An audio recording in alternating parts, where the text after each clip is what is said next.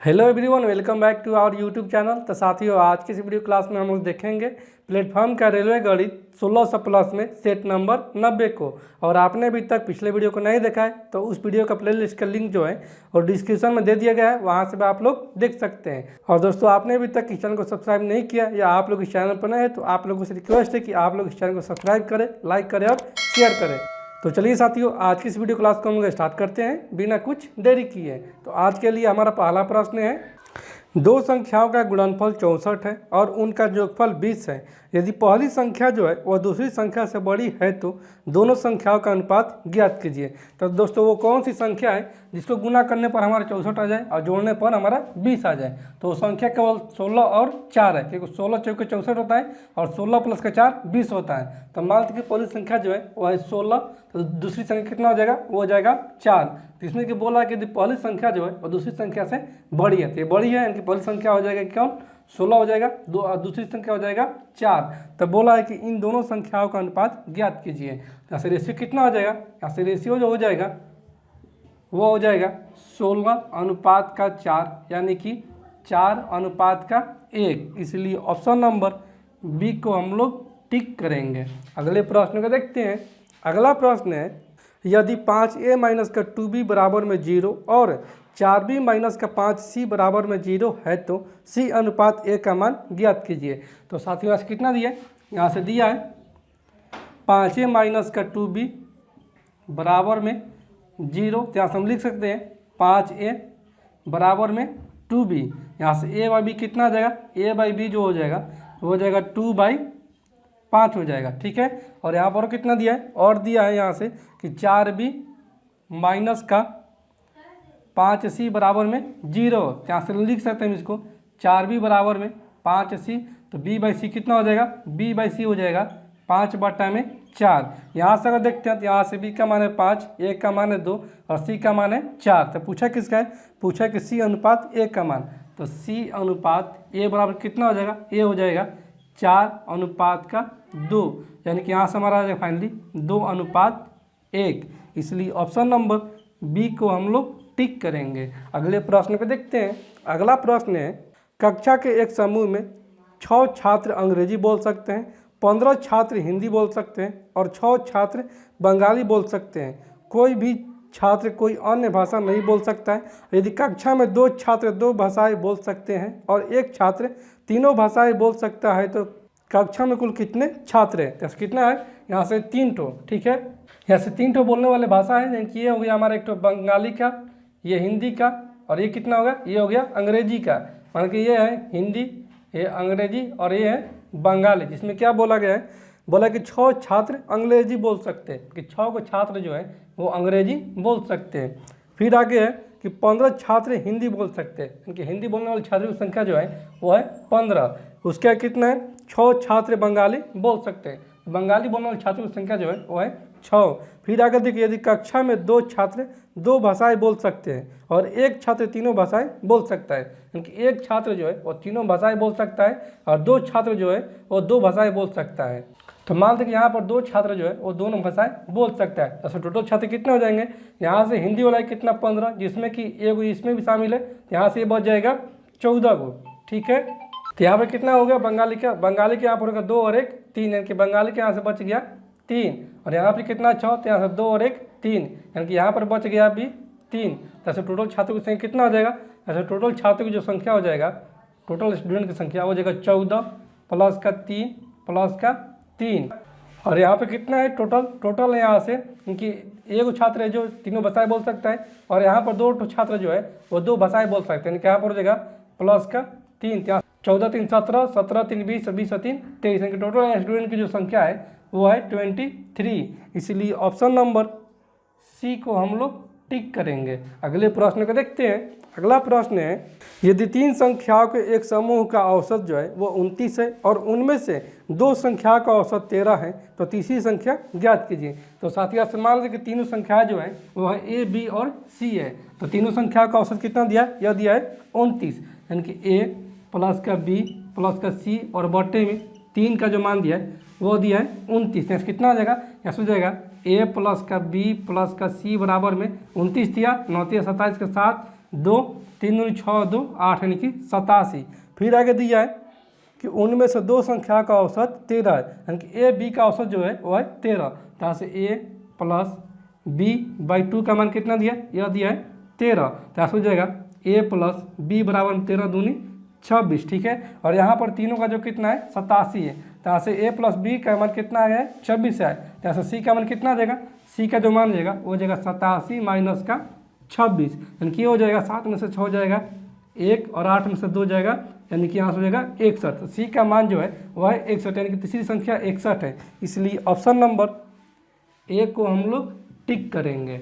अगला प्रश्न है 20 प्रेक्षणों का माध्य 50 है। बाद में यह पाया गया कि दो प्रेक्षणों 13 और 24 को त्रुटिवश 31 और 42 लिख दिया गया था। सही माध्य ज्ञात कीजिए। तो साथियों से कितना दिया है, यहाँ से दिया है कि 20 प्रेक्षणों का जो एवरेज है, 20 प्रेक्षणों का एवरेज वो है 50, और कितना को गलती से लिखा गया है, 13 को लिखा गया है 31 और 24 को लिखा गया है कितना, इसको लिखा गया है 42। तो कितना का अंतर हो जाएगा, ये हो जाएगा 31 और 13 का अंतर, यानी कि ये हो जाएगा 11 से 3 जाएगा 8, और ये 2 में से 1 जाएगा 1, यानी कि प्लस के यहाँ से किया गया है 18। और यहाँ पर कितना किया गया है, यहाँ पर किया गया है 12 में से 4 जाएगा 8, और ये 3 में से 2 जाएगा 1, यानी कि 18 का यहाँ पर वृद्धि किया गया है। टोटल वृद्धि कितना किया गया है, टोटल वृद्धि किया गया है 36, यानी कि 36 का वृद्धि किया गया है। तो एवरेज में कितना वृद्धि किया गया है, कितना है टोटल प्रेक्षण, टोटल प्रेक्षण है 20, यानी कि बॉटम में हो जाएगा 20। यहाँ से हो जाएगा 18 दूनी 36, यानी कि 1.8 का वृद्धि किया गया है। जैसे सही एवरेज कितना हो जाएगा, सही एवरेज जो हो जाएगा वो हो जाएगा 50, और माइनस का कितना का त्रुटि किया गया है 1.8 का, यानी कि माइनस का 1.8। यहाँ से हमारा आ जाएगा 48.2। इसलिए ऑप्शन नंबर बी को हम लोग टिक करेंगे। अगले प्रश्न को देखते हैं। अगला प्रश्न है संख्या 27, 54, 13 में 2 और 4 का स्थानीय मानों का अंतर ज्ञात कीजिए। तो यहाँ से कितना दिया है संख्या, यहाँ से संख्या दिया है 27, 54 और 13 में पूछा है कि 2 और 4 का स्थानीय मानों का अंतर। तो ऐसा देखते हैं। तो यहाँ से 2 का स्थानीय मान कितना हो जाएगा, 2 का स्थानीय मान जो हो जाएगा वो हो जाएगा 2, और 2 के बाद कितना अंक है, 1, 2, 3, 4, 5 ठो अंक है। यहाँ से हो जाएगा 5 ठो 0, यानी कि 1, 2, 3, 4, 5। फिर देखते हैं 4 का स्थानीय मान। तो 4 का स्थानीय मान कितना हो जाएगा, 4 का स्थानीय मान जो हो जाएगा वो हो जाएगा 4, और इसके बाद कितना अंक है, 1 और 2 ठो अंक है, यानी कि यहाँ पर हो जाएगा ये 2 ठो 0। इसका अंतर पूछा है, अंतर यानी कि घटा, तो कितना हो जाएगा, ये हो जाएगा 0, 0, और ये 10, 10 में से 4 जाएगा 6, फिर ये हो जाएगा 9, ये हो जाएगा 9, और ये हो जाएगा 1, यानी कि यहाँ से हो जाएगा 199, 600। इसलिए ऑप्शन नंबर सी को हम लोग टिक करेंगे। अगले प्रश्न को देखते हैं। अगला प्रश्न है अंडर रूट का 14,288 4 का मान ज्ञात कीजिए। ऐसा कितना है, यहाँ से 14,288 4, 14,288 और 4 है, दो दो का पेयर बन जाएगा, ठीक है। यहाँ से ये जाएगा 3 से, ये हो जाएगा 3 के 9, 5, और ये 2 8, 3 3 6, ये कितना जाएगा, ये जाएगा 7 से। तो ये हो जाएगा कितना, यहाँ से ये हो जाएगा 7 बार में, क्या हमारे फंस सकते हैं 49, 4 7 6 42, 42 और 4 46, ठीक है। तो यहाँ से हमारा आ जाएगा ये 18 में से 9 हो जाएगा 9, 11 में से 6 हो जाएगा 5, यानी कि 59 आ गया।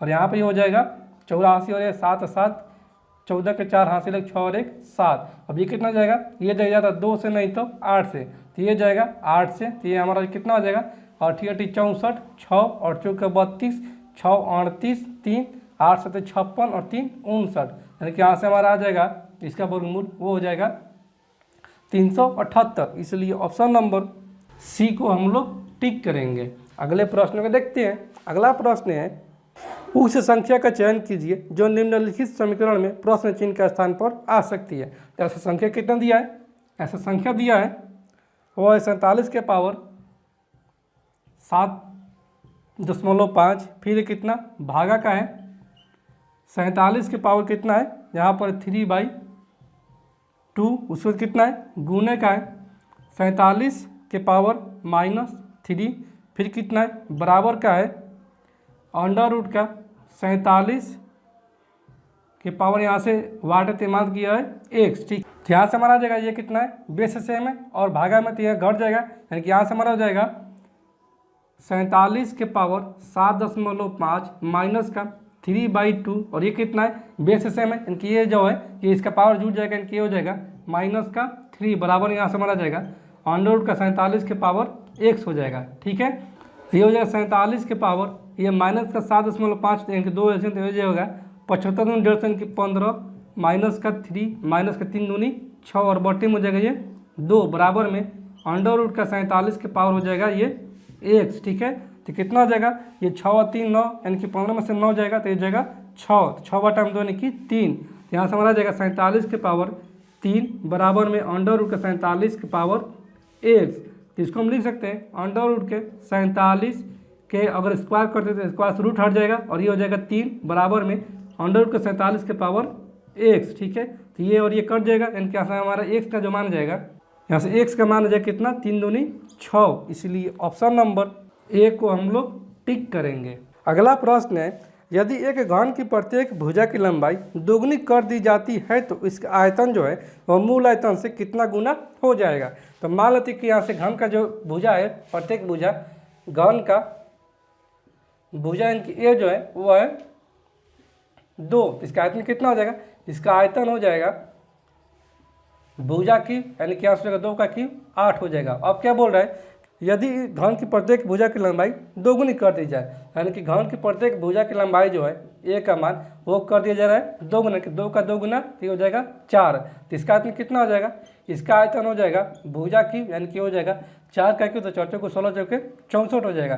तो बोला कि यानी कि ये जो है आयतन वो मूल आयतन का कितना गुना हो जाएगा, तो कितना गुना हो जाएगा, ये हो जाएगा 8 गुना, ठीक है। इसलिए ऑप्शन नंबर सी को हम लोग टिक करेंगे। अगले प्रश्न को देखते हैं। अगला प्रश्न है 45, 76, 32, 58, 16, 27, 64 और 35 की माध्यिका ज्ञात कीजिए। तो माध्यिका ज्ञात करने के लिए सबसे पहले इसको सजाएंगे हम लोग बढ़ते क्रम में, और जो ठीक बीच वाली संख्या हो जाएगा वहीं हमारा माध्यिका हो जाएगा। ऐसे कितना संख्या दिया है, ऐसे जो संख्या दिया है उसको सजाएंगे हम लोग बढ़ते क्रम में। तो सबसे छोटा कौन सा हो जाएगा, सबसे छोटा यहाँ से हो जाएगा 16, उससे बड़ा कौन सा हो जाएगा 27, उसके बाद 32, उसके बाद 35, उसके बाद 45, फिर आगे 58, फिर कितना 64 और उसके बाद कितना एक ठो लास्ट लाइन 76। तो संख्या गिन लेंगे, या संख्या 1 2 3 4 5 6 7 8, क्योंकि 3 पे कटेगा तो 3 तो यहाँ से कट जाएगा और यहाँ पर 1 2 3 यहाँ पर ये कट गया। तो संख्या कौन सा हो जाएगा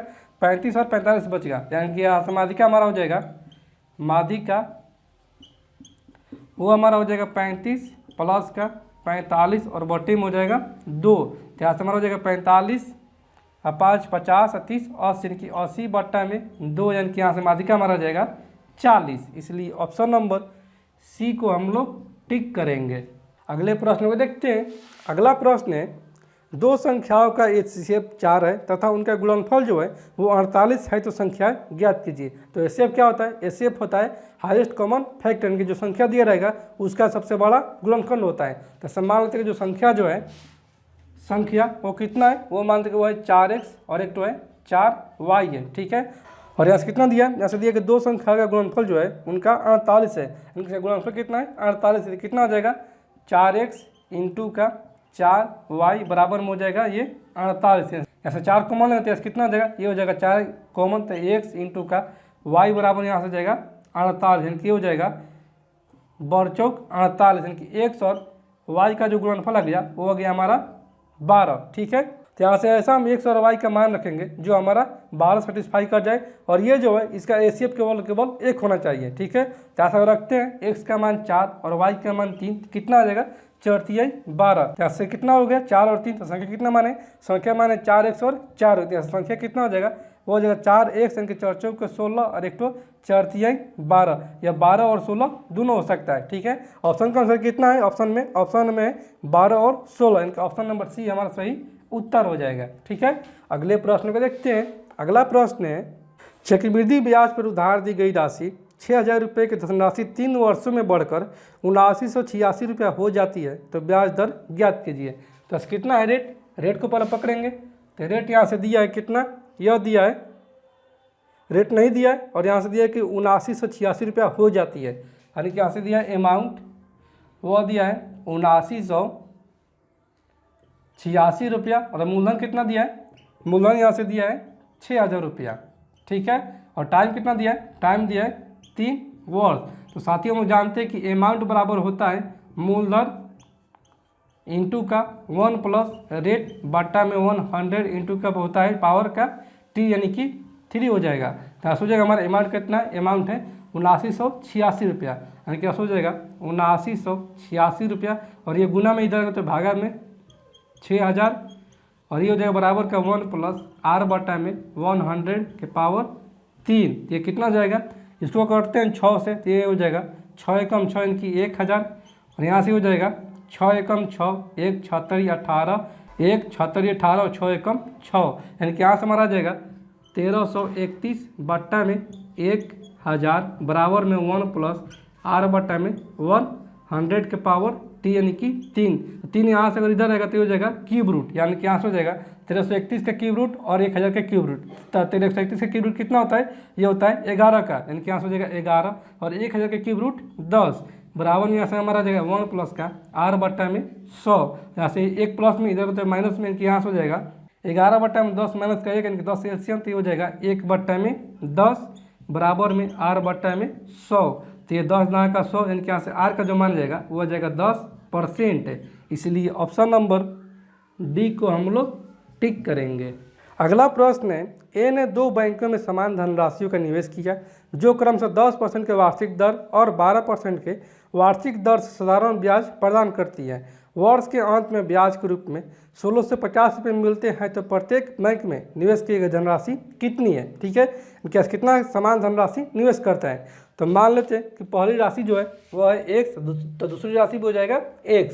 तो कितना रेट है, रेट यहाँ से 10%, एक तो है 12%, और ये कितना है वर्ष के अंत में, कि 1 वर्ष का, तो यहाँ से कितना हो जाएगा, ये हो जाएगा p इंटू का r, पहले के लिए है 10% इंटू का 1 बटे में 100 प्लस का x इंटू का कितना है रेट, दूसरे पर 12% इंटू का 1 बटे में 100, और टोटल ब्याज कितना मिल रहा है इसको मिल रहा है 1650 रुपया, ठीक है।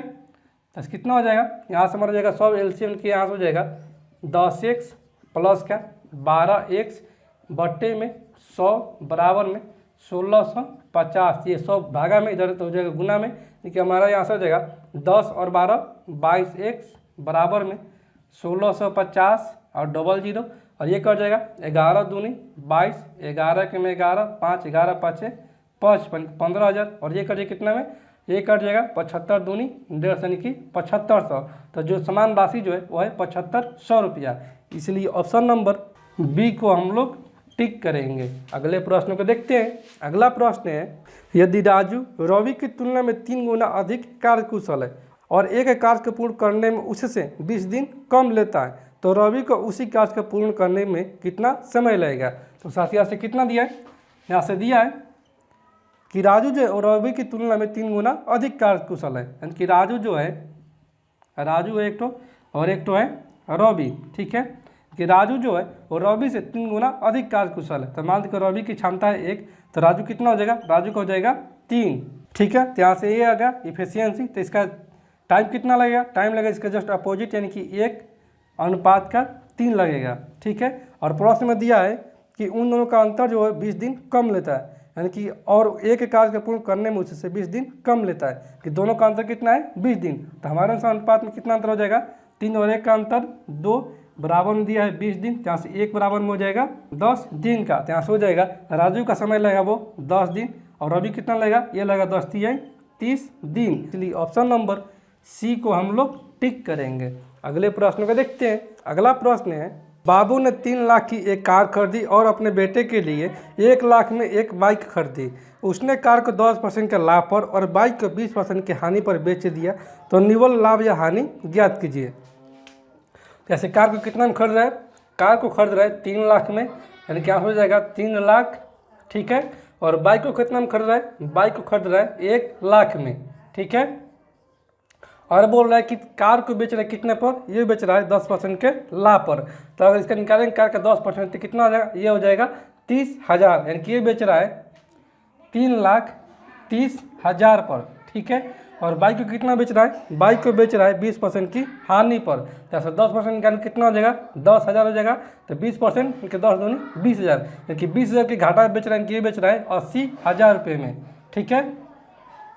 जैसे टोटल एस पी कितना हो जाएगा, टोटल इसका एस पी हो जाएगा 8 3 11, इनकी 4,10,000 इसका हो जाएगा टोटल एस पी। और यहाँ से टोटल सी पी कितना हो जाएगा, टोटल सी पी हो जाएगा यहाँ से 4 लाख हो जाएगा, ठीक है।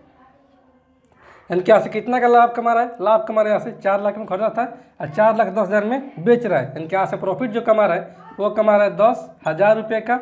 और किससे कमा रहा है, तो वो कमा रहा है 4 लाख से, ठीक है। और ये जो गुने का 100, यहाँ से कितना हो जाएगा, यहाँ से 4 जीरो से 4 जो यहाँ से कैंसिल आउट, और ये 1 जो से 1 ये कैंसिल आउट, और ये 2.5 4 10, यानी कि यहाँ से हो जाएगा 2.5% का इसको लाभ हो रहा है। इसीलिए ऑप्शन नंबर डी को हम लोग टिक करेंगे।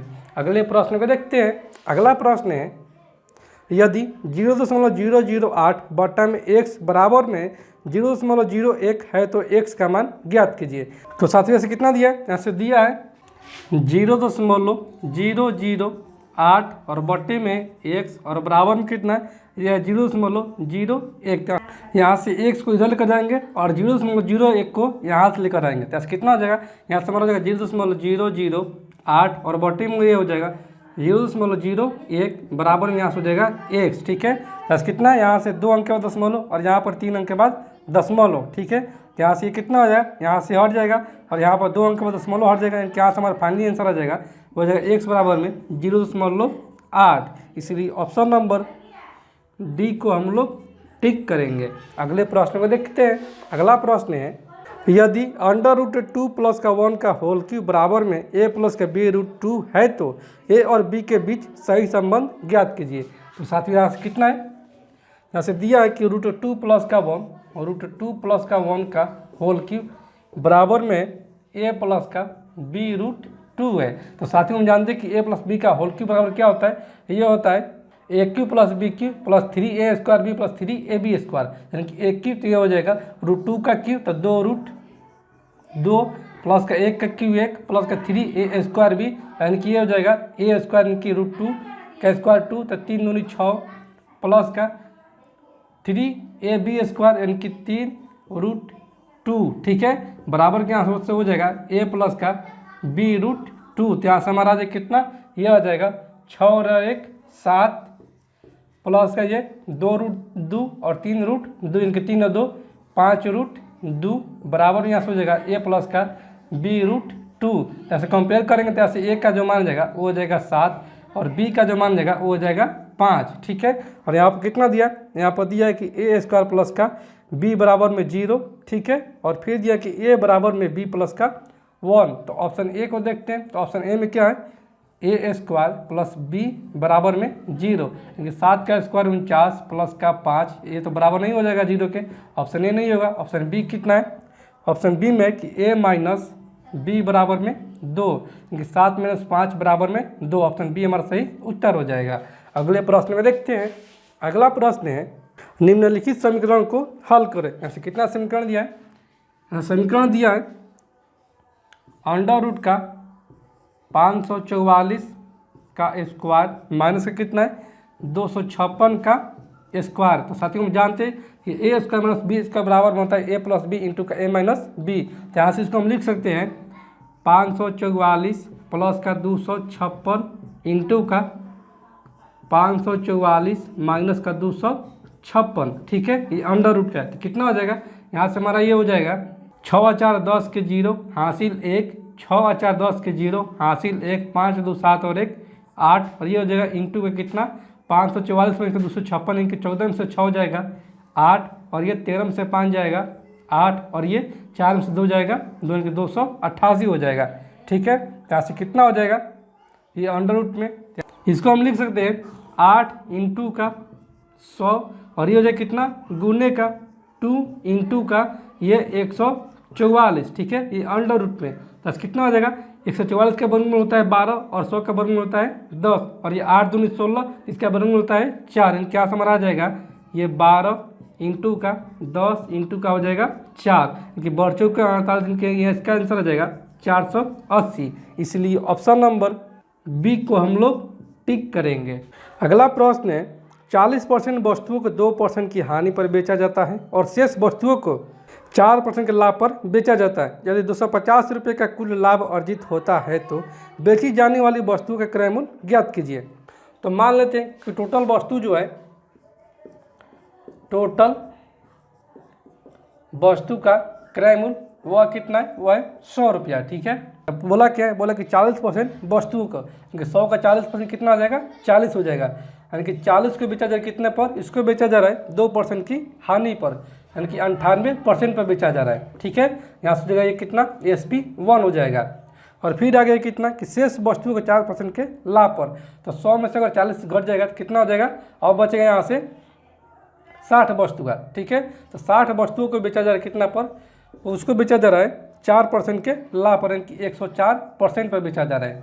ठीक है, तो यहाँ से कितना हो जाएगा SP2 यहाँ से हो जाएगा, ये 1 0 से 1 0 कैंसिल आउट, और ये 6 को 24 यानी कि 624 बट्टे में 10 यानी कि यहाँ से हो जाएगा 62.4। ठीक है, और यहाँ पर कितना हो जाएगा, ये हो जाएगा 1 2 से 1 0 कैंसिल आउट, और ये 4 8 32 के 2 हासिल 3 4 9 36 और 3 39 यानी कि यहाँ से हो जाएगा 39.2। तो ऐसे देखते हैं तो यहाँ से कितना हो जाएगा टोटल SP यहाँ से हो जाएगा, इसका टोटल SP वो हो जाएगा 4 2 6 और ये 9 2 11 के 1 हासिल 1 6 3 9 और 1 10 यानी कि 101.6 हो जाएगा टोटल SP। और टोटल CP कितना है 100, यानी कि इसको लाभ कितना हो रहा है, इसको लाभ हो रहा है यहाँ से 1.6 रुपया का। ये हमारे अनुसार ये प्रश्न से कितना लाभ हो रहा है, इसको लाभ हो रहा है 250 रुपये का। ठीक है, तो से 1 बराबर कितना हो जाएगा 250 बट्टे में 1.6, यहाँ से 100 का मान निकाल देंगे, 100 बराबर हो जाएगा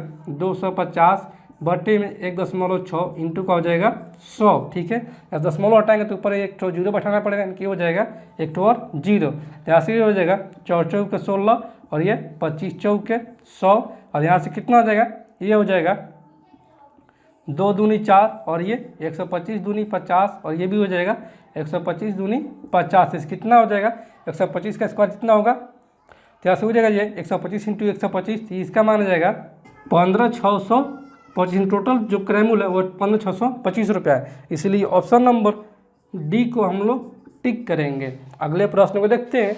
अगला प्रश्न है एक्स वाई और जेड मिलकर 15 दिनों में 2400 रुपये अर्जित करते हैं। एक्स और वाई मिलकर 16 दिनों में 1840 रुपये अर्जित करते हैं और वाई और जेड मिलकर 18 दिनों में 1530 रुपया अर्जित करते हैं। तो वाई की दैनिक आय कितनी, इनकी दैनिक मजदूरी कितनी है, तो यहाँ से पर कितने कर रहे हैं वो देख लेते हैं। X plus Y plus Z का 15 दिन का मजदूरी है 2400 रुपया, तो एक दिन का मजदूरी कितना हो जाएगा, ये हो जाएगा 2400 और बटे में हो जाएगा 15, तो कितना हो जाएगा, ये हो जाएगा 15 8 120 यानी कि 15 16 240, यहाँ से हो जाएगा 15 16 की 160 रुपया हो जाएगा। फिर है कितना है, फिर आ गया कि एक्स और वाई का कितना है, यह है 16 दिन का मजदूरी 1840 रुपया, तो एक दिन का मजदूरी कितना हो जाएगा 840 और बटे में हो जाएगा 1840 और बटे में हो जाएगा कितना 16, तो कितना हो जाएगा, यहाँ से हमारा हो जाएगा 4 चौक के 16 और 4 चौक के 16 2 6 चौक के 24 और यहाँ से ये हो जाएगा 11 चौक 44 2 4 5 20 यानी कि 115 रुपया। ठीक है, फिर कितना है आगे के वाई और जेड का 18 दिनों का मजदूरी जो है, वाई और जेड का 18 दिन का मजदूरी कितना है, यह है 1530 रुपया। एक दिन का मजदूरी जाएगा 1530 बटे में हो जाएगा 18, तो कितना हो जाएगा, यहाँ से हो जाएगा 9 दूनी 18 और ये 9 एकम 9 6 9 7 63 यानी कि 170, यहाँ से हमारा आ जाएगा 8 दूनी 16 और 5 दूनी 10 यानी कि 85 रुपया। तो पूछा किसका, पूछा है कि वाई की दैनिक मजदूरी कितनी है। यहाँ से अगर देखते हैं तो यहाँ से कितना है, एक्स प्लस वाई की दैनिक मजदूरी जो है वो 115 रुपया और यहाँ पर तीनों को दैनिक मजदूरी 160 रुपया। जब यहाँ से हो जाएगा एक्स और वाई की दैनिक मजदूरी 115 रुपया, तो जेड का दैनिक मजदूरी कितना हो जाएगा, ये हो जाएगा 15 और 5 20 20 और 40 60 यानी कि 45 रुपये हो जाएगा यहाँ से जेड का दैनिक मजदूरी। यहाँ पर देखते हैं तो यहाँ पर वाई और जेड का दैनिक मजदूरी 85 रुपया, जिसमें कि यहाँ पर निकाल दिए जेड का मजदूरी 45 रुपया, तो वाई का दैनिक मजदूरी कितना हो जाएगा, ये हो जाएगा 40 रुपये, क्योंकि दोनों का मजदूरी है दैनिक वह है 85 रुपया, यानी कि वाई का जो हो जाएगा वो हो जाएगा 40 रुपया। इसलिए ऑप्शन नंबर बी को हम लोग टिक करेंगे।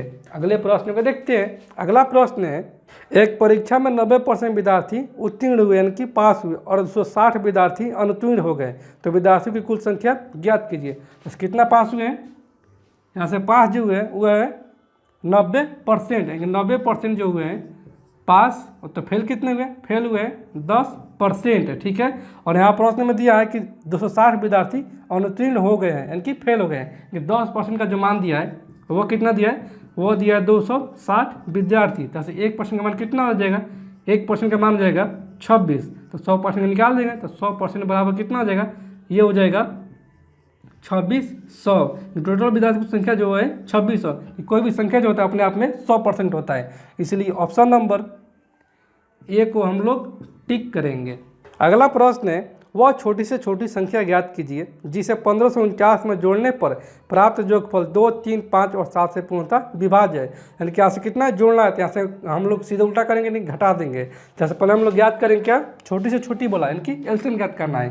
जैसे संख्या दिया है 2, 3, 5 और कितना दिया है, और दिया है 7, तो इसका एलसीएम कितना हो जाएगा, इसका एलसीएम हो जाएगा 210। ठीक है, यहाँ से हमारा कितना है एलसीएम 210। संख्या कितना है, संख्या यहाँ से 1549 में जोड़ने पर यानी कि 210 और ये हो जाएगा 1549। 7 बार में क्या हो जाएगा, 7 दूनी 14 यानी कि हो जाएगा 1470। ठीक है, तो कितना हो जाएगा 9 और ये 14 में से 7 जाएगा 7 यानी कि 79 बच। यहाँ से हमारा कितना, यहाँ से हमारा शेषफल आ गया 79। ठीक है, अगर ये 79 का 210 में नहीं रहता तो हमारा संख्या कट जाता है, क्योंकि वो संख्या जो हो जाएगा, संख्या वो हमारा हो जाएगा 210 माइनस का 70, 90, 79 और 1 80, 80 या 30, 100 यानी कि यहाँ से हो जाएगा 100 और यहाँ से कितना हो जाएगा 100 और यानी कि 210, इनकी संख्या जो हो जाएगा वो हो जाएगा हमारा 131। इसलिए ऑप्शन नंबर बी को हम लोग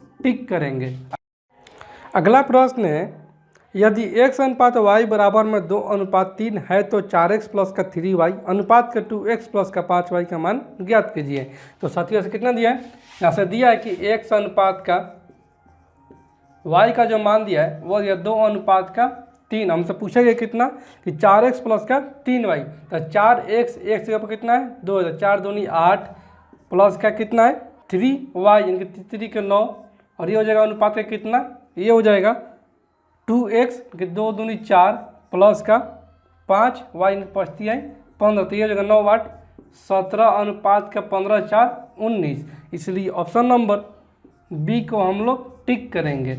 अगले प्रश्न को देखते हैं। अगला प्रश्न है, अंडर रूट का 1 माइनस का cos 300 डिग्री बटा में 2 का मान ज्ञात कीजिए। तो साथियों से कितना दिया है, यहाँ से दिया है कि 1 माइनस का cos 300 डिग्री और बटे में कितना है 2 है और वो भी अंडर रूट में। तो साथियों हम जानते हैं कि cos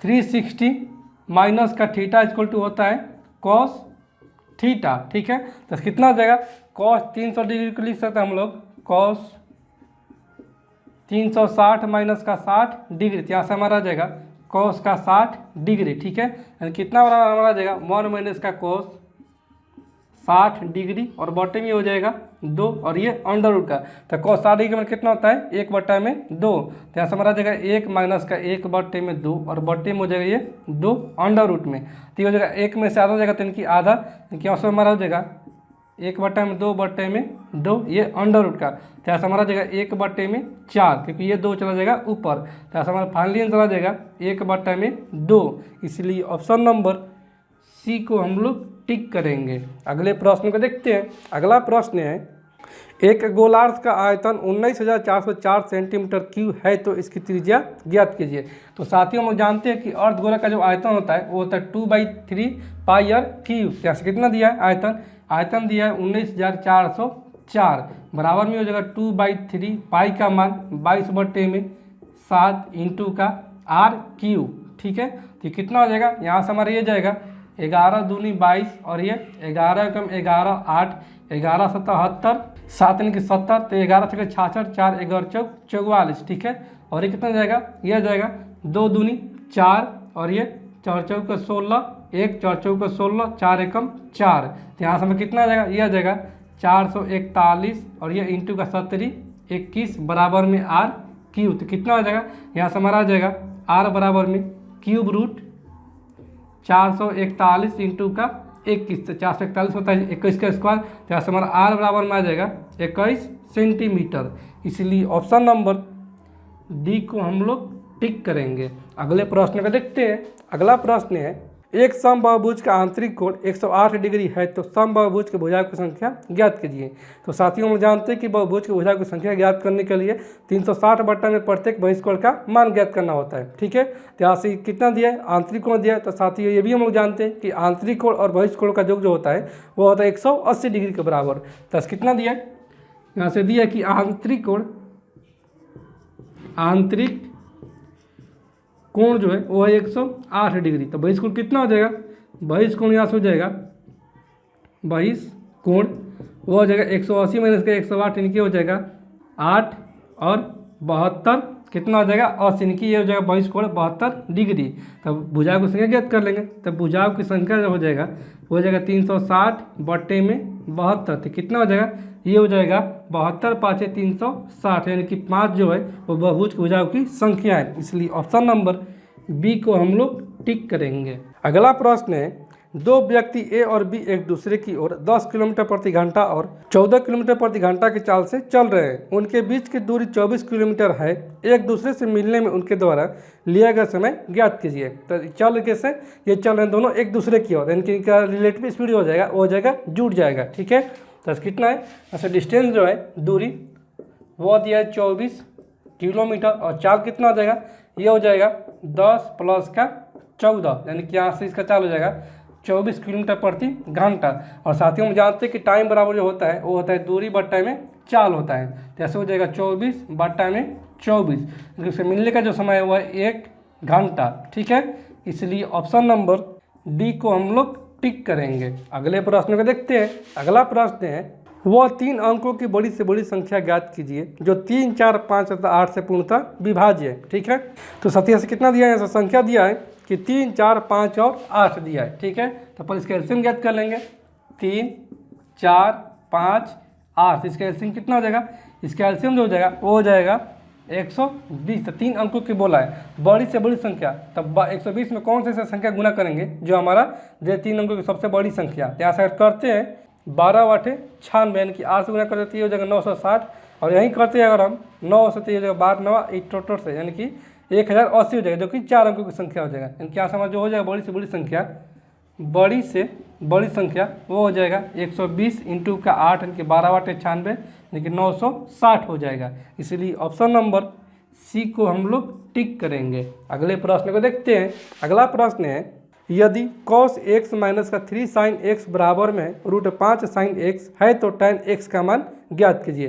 तो साथियों, यहाँ से कितना दिया है, यहाँ से दिया है कि cos x माइनस का 3 sin x बराबर में दिया है √5 sin x दिया है। ठीक है, तो यहाँ से -3 sin x है तो इधर जाएगा, तो ये जगह प्लस का, तो यहाँ से हमारा जाएगा cos x बराबर में √5 sin x प्लस का 3 sin x। ठीक है, तो यहाँ से x को मान लेंगे, तो यहाँ से हमारा आ जाएगा cos x बराबर में sin x इंटू का √5 प्लस का 3 हो जाएगा। ठीक है, तो यहाँ से कितना आ जाएगा, यहाँ से हमारा आ जाएगा ये cos x गुना में इधर जाएगा तो भागा में हो जाएगा, यानी कि 1 बराबर हमारा आ जाएगा sin x बटे में cos x, और ये इंटू हो जाएगा √5 प्लस का 3। ठीक है, तो यहाँ से हम इसको कितना लिख सकते हैं, या कितना है गुना में इधर तो हो जाएगा भागा में, यानी कि यहाँ से हमारा आ जाएगा फाइनली वो आ जाएगा 1 बटा में √5 प्लस का 3 बराबर में ये sin x बटा में cos x, यानी कि tan x। ठीक है, तो यहाँ से इसका हर पर में कर देंगे तो ये हो जाएगा √5 माइनस का 3 और बटे में ये a स्क्वायर माइनस का b स्क्वायर, की हो जाएगा √5 का स्क्वायर 5 और माइनस का 3 का स्क्वायर 9। ठीक है, बराबर में हो जाएगा tan x, यहाँ से हमारा आ जाएगा √5 माइनस का 3 और बटे में ये माइनस का 4, तो माइनस से ऊपर गुना हो जाएगा, तो हमारा कितना आ जाएगा, यहाँ से हमारा आ जाएगा tan x बराबर में वो हो जाएगा 3 माइनस का √5 और बटे में हो जाएगा 4। इसलिए ऑप्शन नंबर ए को हम लोग टिक करेंगे। अगले प्रश्न को देखते हैं। अगला प्रश्न है, निम्नलिखित समीकरण को हल करें। जैसे कितना दिया समीकरण में, समीकरण में दिया है कि 2 माइनस का 2 और ये है माइनस का फिर मझिला कोष्ठ 2 माइनस का 2 फिर छोटा कोष्ठ 2 प्लस का 2 छोटा कोष्ठ फिर मझिला कोष्ठ बंद और फिर बड़ा कोष्ठ बंद।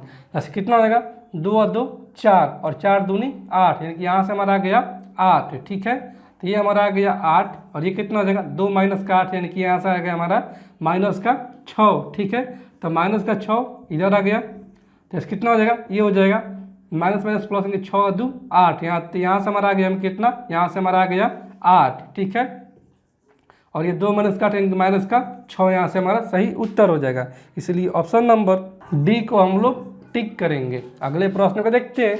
अगला प्रश्न है, यदि a द्वितीय चतुर्थांश में स्थित है और 13 साइन a माइनस का 12 बराबर में 0 है तो 5 साइन a प्लस का 12 कॉस a प्लस का tan a square a minus का सेक स्क्वायर a माइनस का 1 का मान ज्ञात कीजिए। तो द्वितीय चतुर्थांश में साइन और कॉस का मान पॉजिटिव होता है। ठीक है, तो कितना है 13 साइन a माइनस का 12 बराबर में 0, यानी कि 13 साइन a माइनस का 12 बराबर में 0।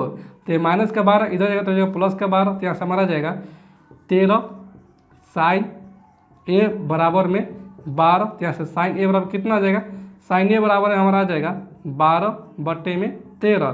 तो साइन थीटा बराबर होता है लंब बट्टा में कौन, क्योंकि लंब हो गया 12 और कौन हो गया 13। तो आधार कितना आ जाएगा, आधार यहाँ से आ जाएगा 5, क्योंकि ट्रिपलेट होता है 5 12 13। यहाँ से हमारा हो जाए कितना 5 साइन a, यानी कि 5 इंटू का साइन a, यानी कि 12/13 और यहाँ पे कितना है प्लस का कितना है कॉस a। तो कॉस a जो है वो द्वितीय चतुर्थांश में यह माइनस में होता है, यानी कि यहाँ से हो जाएगा माइनस का कितना है 12 इंटू का कॉस a का धारा बट्टा में कौन, तो ये हो जाएगा 5/13 और यहाँ पर कितना है, यहाँ पर है प्लस का tan स्क्वायर a। तो प्लस का tan square a sec square a minus का 1, यानी कि tan स्क्वायर a। तो ये हो जाएगा माइनस का tan स्क्वायर a।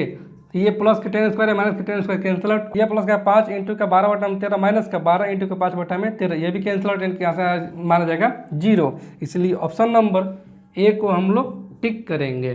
तो दोस्तों मैं उम्मीद करता हूं कि आज का वीडियो क्लास आप लोग को पूरी तरह से समझ में आ गया होगा। और साथियों आपने अभी तक पिछले वीडियो को नहीं देखा है तो जाइए चैनल के प्लेलिस्ट में, वहां पर आपको सभी वीडियो मिल जाएंगी। और साथियों आप लोग इस चैनल पर नए हैं या आप लोगों ने इस चैनल को सब्सक्राइब नहीं किया है तो आप लोग इस चैनल को सब्सक्राइब करें, लाइक करें और शेयर करें। और इसका जो शेष पार्ट बच गया है इनकी 33, 34, 35 और 36 3-4 जो भी सवाल बच गया है उसको अगले वीडियो में हम लोग कवर कर लेंगे। तो चलिए साथियों आज की इस वीडियो क्लास को हम लोग यहीं पर एंड करते हैं और फिर मिलते हैं अगले वीडियो में। तब तक के लिए धन्यवाद।